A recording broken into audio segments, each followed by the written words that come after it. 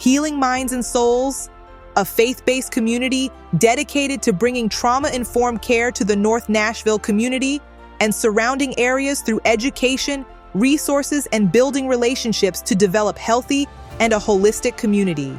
Pastor Ella Clay will be talking about how we can stop allowing fear to overtake us regardless of our past, present, or future.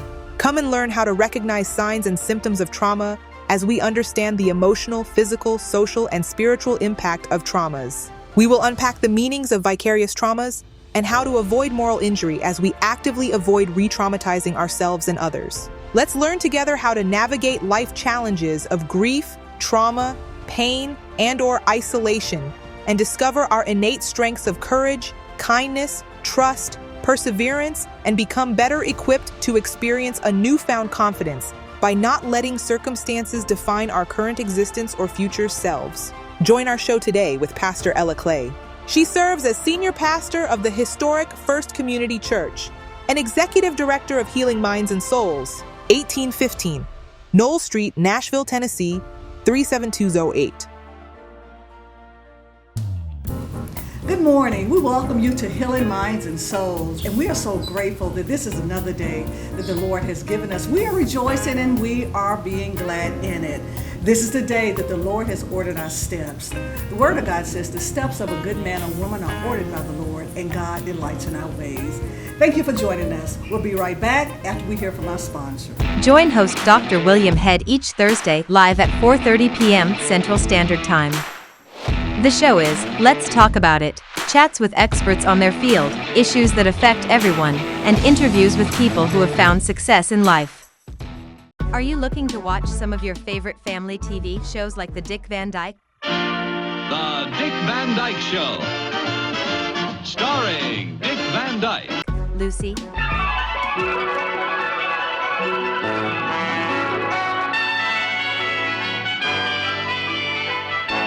The Lucy Show, The Cosby Show, and more?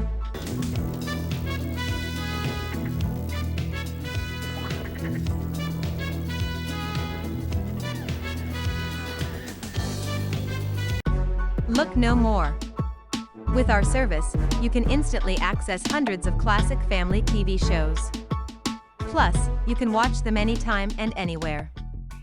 Are you looking for a way to successfully advertise your business or ministry? Look no further than North Nashville's online TV station. Our platform gives you the opportunity to showcase your business or ministry to a wide range of viewers. With our advertising service, you get access to creative professionals who can help spread your message and reach potential customers in a cost-effective manner. We understand the importance of creating an impactful advertisement, and we are committed to helping you achieve your goals. On this morning, we have Coach Camilla Alexander. She is the assistant coach at Vanderbilt University Commodores. Her coaching highlights include 3 NCAA D1 East first round qualifications, 1 SEC bronze medal, 3 SEC scoring performances, 3 NCAA D3 silver medals, Virginia Wesleyan, 1 NCAA D3 bronze medalist, and also an 8 All-American selections from Virginia Wesleyan.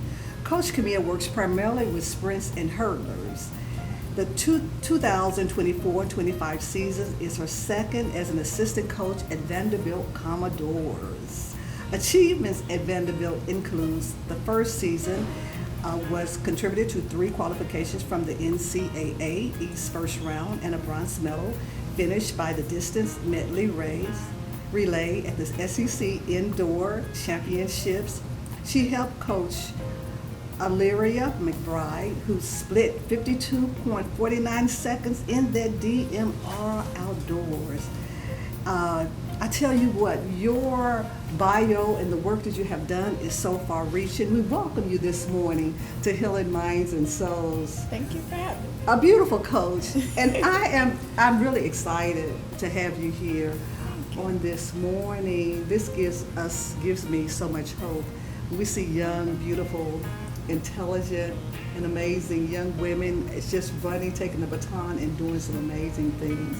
Thank you. Thanks for having me. I'm excited to be here. I love the things that you guys are doing in the community, and so I'd love to be able to help you guys. Thank you so much. So you came by the way of Healing Minds and Souls, obviously.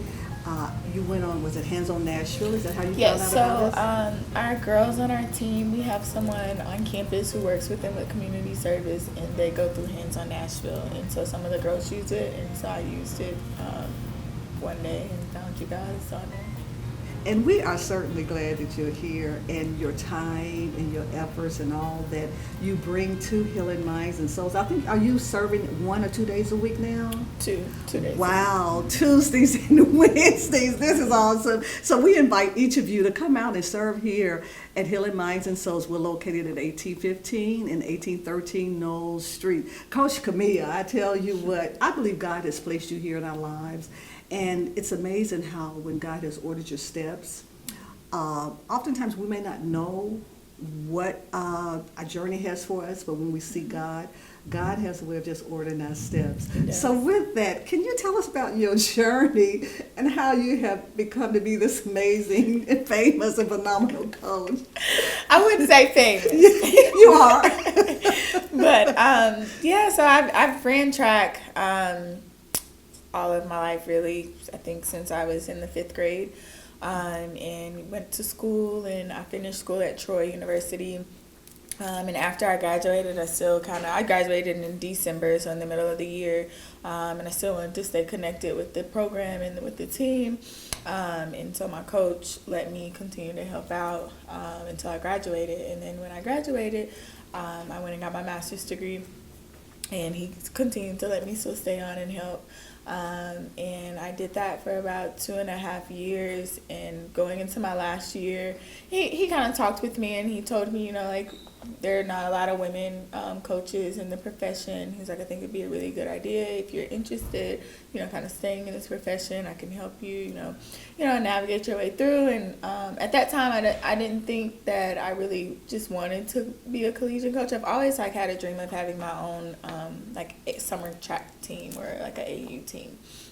And so at that time, it didn't really register to me. I just kind of still had friends on the team. I just still loved being around the sport and stuff. And when I was doing my internship, with the state, the Department of Rehab Services for Alabama.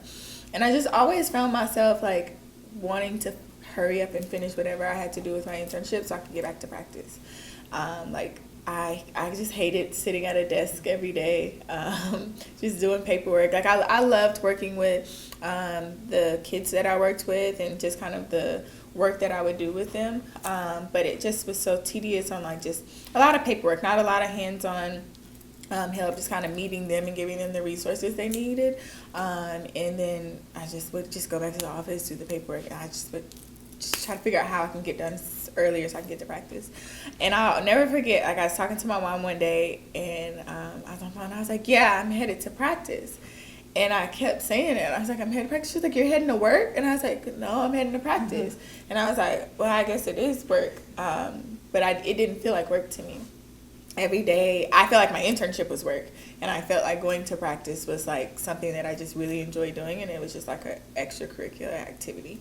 And that's when I realized, I don't think I want to go into counseling, and counseling is something that I still participated in with my athletes, but it just wasn't official counseling. And so I decided I finished my master's degree. I graduated my master's degree, and I stayed on staff for another year after I got my master's degree before I left. But yeah, that's just how I got into coaching, and I just realized that sitting at a desk every day wasn't for me, and that I just really enjoyed just being around the sport and helping athletes be successful. So, what a beautiful dream that you enjoy the work that you're doing. Not many people can say that, mm-hmm. but like you said, it doesn't even seem like work. Mm-hmm. And it's something about when God is ordering your steps, that he puts you exactly in the path that you need to take. And what a wonderful testimony you have that even the coach saw your gifts and your talents and was able to assist you in this journey. And I think that's really what life is about, mm-hmm. Helping others, that help them to fulfill their journey.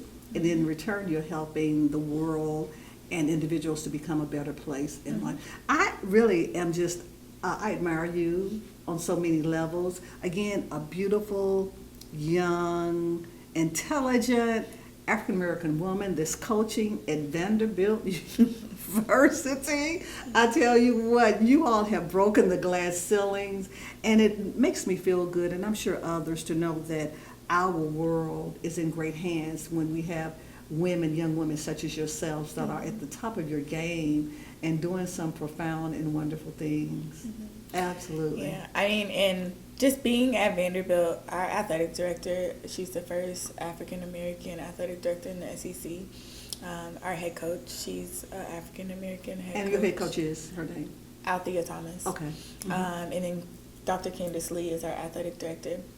And they're amazing women. And it just brings me, like you said, just to being able to see someone who looks like me, being in the position of power that they are in and being successful while doing it, it inspires me. And I know that if it is inspiring me in the position that I am, that it definitely inspires the young ladies that we work with. Amen. And we definitely, we love men, and we are certainly, we root them on as well. However, I think that there's something interesting that's going on even in the world now, where the power has shifted. And so you see women now, and have always, but I think maybe they're just getting the recognition that they deserve, because they have always done some amazing and wonderful things. I think of our president to be President Kamala Harris. That's such a profound woman, and so very well spoken and highly intelligent, and really appears to be kind, and what the world needs now. And so I often hear that the world needs feminine energy. That there's something about femininity, the energy we have to knows how to heal and knows how to bring things together. And so in that, you are a role model, I mean, on so many, many levels. I think about the young women that you're coaching, the individuals that see you. How does that make you feel, knowing that you're sitting in a seat of power and influence? I think it's special for me. I think it's one of the main reasons why I do it. I mean, obviously I love being around the sport. And not to say that I didn't have, people that were looking out for me, as I was an athlete or while I was in college, but I don't think I had anyone. I know I didn't have anyone around, my age, or someone to mentor me and guide me and just kind of be on the same level and just relate to me a little more. My family has always, taught me right or wrong and, guided me through life. But just having someone that can just kind of sit there and have gone through the things that you're going through, and being able to help you through those struggles that you're going through, I enjoy doing that. I enjoy watching them be successful on the track as well, but just watching them, past athletes, how they've grown after they graduate, seeing the things that they're able to accomplish, and then even them coming back and saying, thank you for doing, X, Y, and Z. They may not have saw it, in the moment, but just to see them being able to reflect and really understand, what I was trying to portray to them means a lot to me. So just want to be able to give back and help our youth and our young ladies. Wow, amazing. So let me ask you this, Coach. How do you know getting a balance in coaching? So you may have one athlete that the person may need, you can push them a little farther. And then how do you know when there's another one, maybe they have gone, exhausted themselves? How do you know the balance? Yeah, it's really just about building the relationships with them, building the trust with them, and you don't know right off. You just we were actually talking about this yesterday, just kind of when you have an athlete who's really reserved and just kind of quiet and shy, and just kind of how you deal with that. And you really just have to get to know them. And so when we're in the recruiting process, I focus a lot on getting to know the athlete during the recruiting process. I think it's important so that when they do get here, you don't have to go through that, steps of getting to know them when they get here. We can kind of jump on the ball and, continue to expand on the relationship that we have. And so while doing that, they trust you more, they talk to you more, They rely on you a lot more, and that's how you kind of fumble your way on like knowing when signs are like, okay, they've had enough, or you can push this person a little more. And there are trial and errors of like just trying to figure that out. But once the athletes trust you and they see that an error has happened, they also trust you to be able to get them back on track to where they need to be.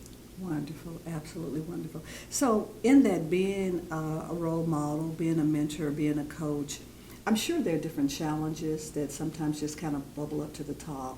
Maybe traumas that have happened in athletes' lives earlier on.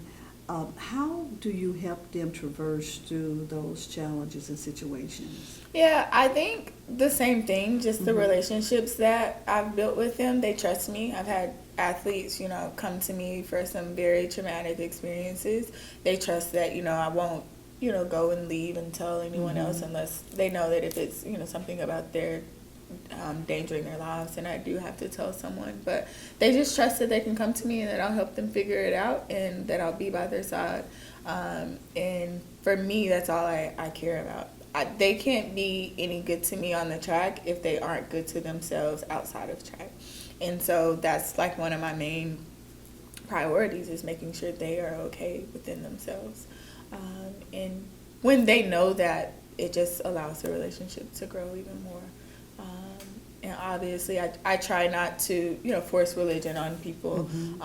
But if I do know that I can, go there with them, like I've had athletes go to church with me and stuff like that. And I think that helps as well, because they know that it's coming from a place of love, and not just, I don't want anything for them. Like, of course, I want them to be successful, but I'm not doing this because I want you to be successful on the track.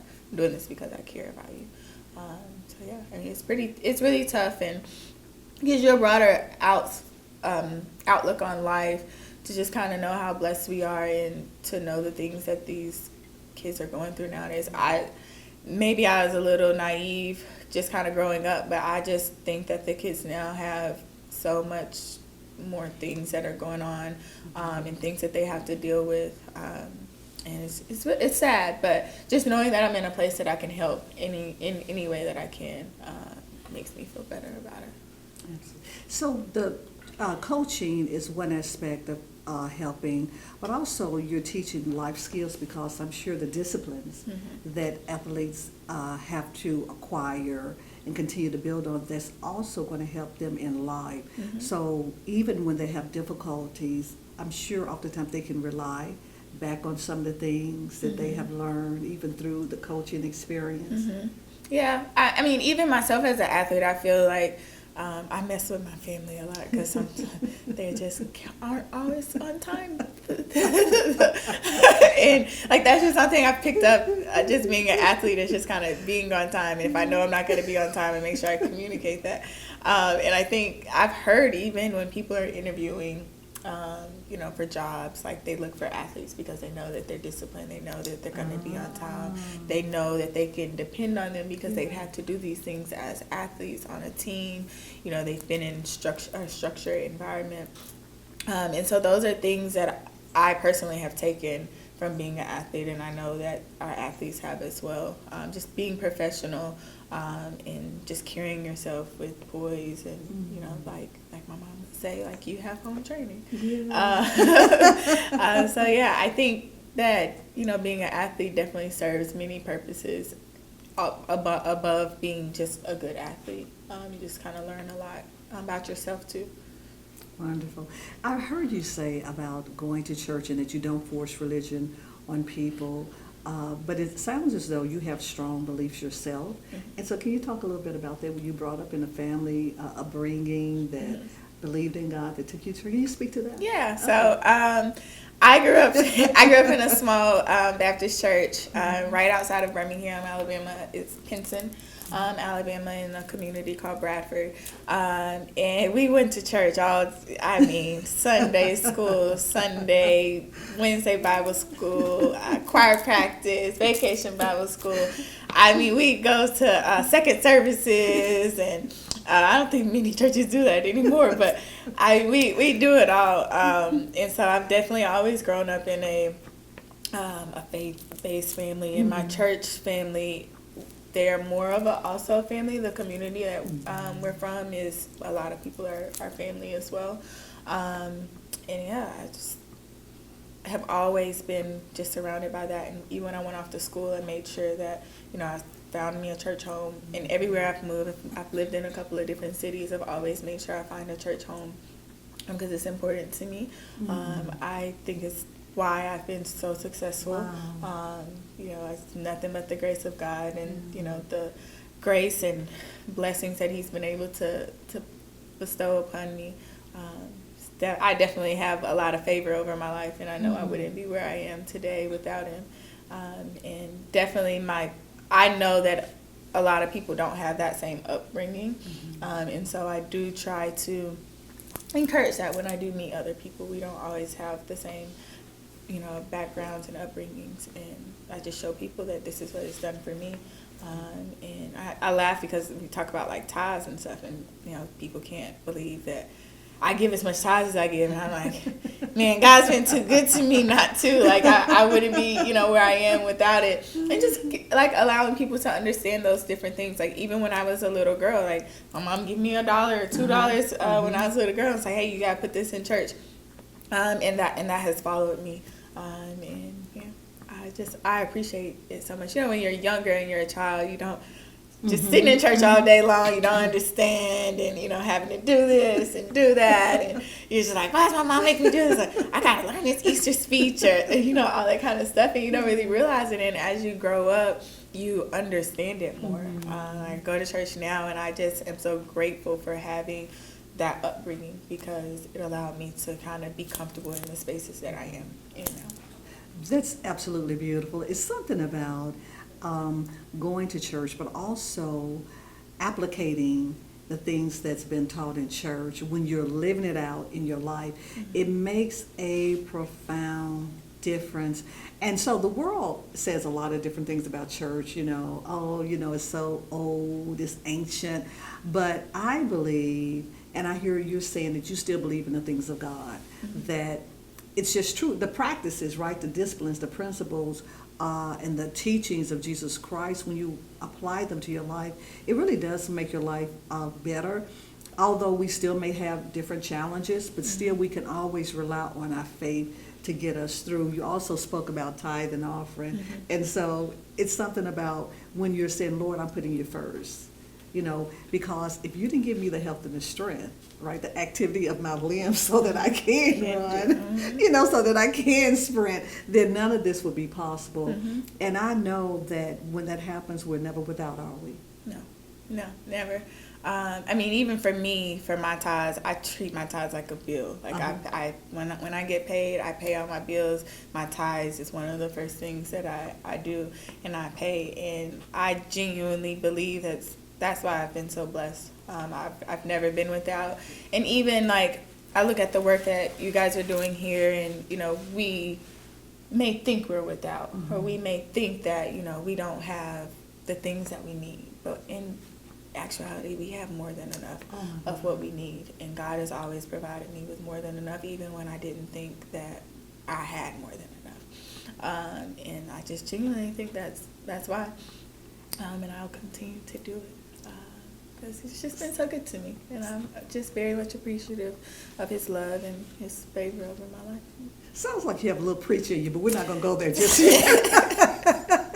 So I can hear just a little bit. The Word of God says not to be ashamed of the gospel of Jesus Christ, because it is the power to salvation for everyone that believes. And even as you're sharing your personal testimony, right, that's the power of salvation, where people are hearing what you're saying, and they will believe. Like, I'm sure we have someone in the audience say, well, let me just try this. She's saying that it's working, and so let me try and see what'll happen. And that's what the Word of God says, prove me, as it relates to tithe and offering. Try me, and says, and then I will open up a window of heaven. I will pour you out blessings that you won't even have, you said that, room enough to receive. Even when we think we don't have enough, we still have more than enough. I tell you, you are phenomenal. My God, I am excited about your future. Thank you. And really proud of where you are now. And I know your family are just certainly overjoyed. I know your community.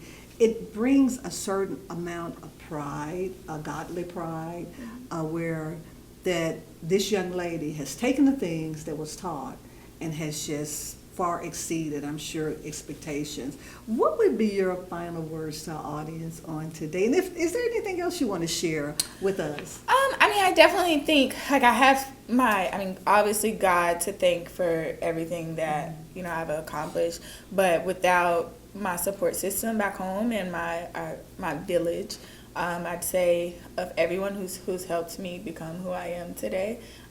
Like I said, I know that I'm blessed for all the experiences that I've had, and I know that I wouldn't be where I am without them. And so I definitely think that that's why I am where I am. And even just being at Vanderbilt, like our head coach, Coach AT, I wouldn't be here without her. And she saw something in me to be able to bring me here and be able to help her accomplish the things that we're doing here at Vanderbilt. And so having those people and being surrounded by those people continue to bless me.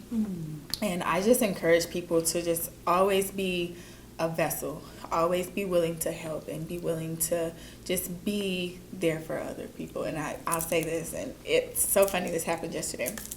Lately, I've been waking up at 5:30 in the morning for whatever reason. I can't really sleep past 5 or 6. And so yesterday morning, I was asleep where I woke up and I was like thinking, and we have this thing called Women in Coaching for track and field. And it's this organization where they've gathered a bunch of women because it's not a lot of us, and we just kind of mentor and just kind of help each other throughout the journey of coaching.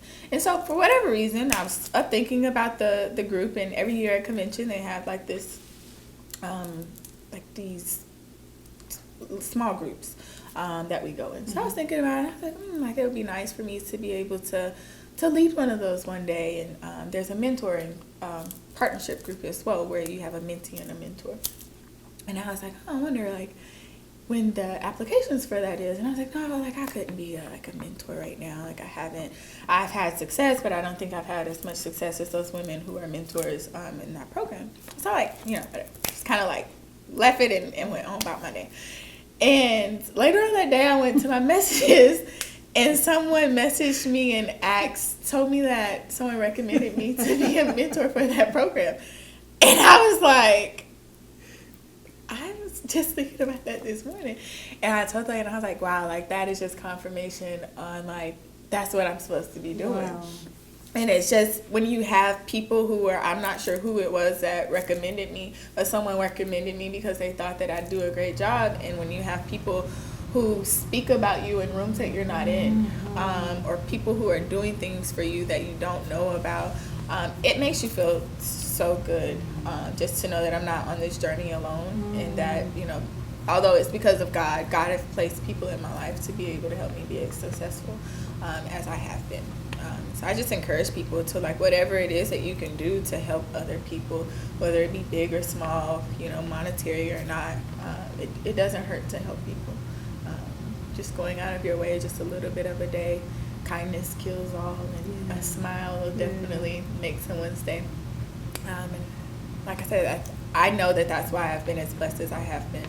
It's just being surrounded by people that are able to help me. Wow. And it's interesting, even we started out the show, talked about the steps of a good man or woman are ordered by the Lord, and God delights in their ways. And then I think you said that you were just thinking about you would like to host this group or facilitate, and how someone else spoke your name, right, recommended you. And it's just amazing how God knows how to bring our journeys together. Delight in the Lord, right? And He will give you the desires of your heart. So when you're up 5 a.m. in the morning, you were thinking those things, and God certainly brought them and will continue to bring them to pass. Because it's like, I don't think I would have signed up, because it's something that you can sign up to do. And like, even sitting in that moment, I was like, nah, like I can't do that. Like I'm not qualified to do that. And I don't think I would have done it unless that moment would have happened. And it was just so funny to me how it was like literally the same day. Like I that morning I was literally thinking about this, and for someone to come out of the blue, it's just nothing but confirmation from God. Like, this is where this was. Like, I put this on your heart for a reason. Right. And you didn't listen then, so now I have to redirect and go another way. And sometimes that happens. Sometimes we don't listen to God, and God's like, all right, you got to get your attention another way. Yeah. And so you have to just be able to be willing to listen and have his discernment in your life. And those are God moments, I consider. You know, when he just says, okay, this is what you're going to do. You know, it's in your heart, although you may not feel like you can walk in it, but you are equipped, you are qualified. I have ordained you to do this. And it's, oh, wow, what a wonderful testimony. Thank you for being with me today. Thank you for having me. I appreciate it. Absolutely. Thank you again. We certainly are grateful for this amazing coach, and we're grateful for the great things that God will continue to do in her life. Thank you, audience, for joining us. We'll see you on next week. Stay blessed and be a blessing to others. God bless you. Thank you.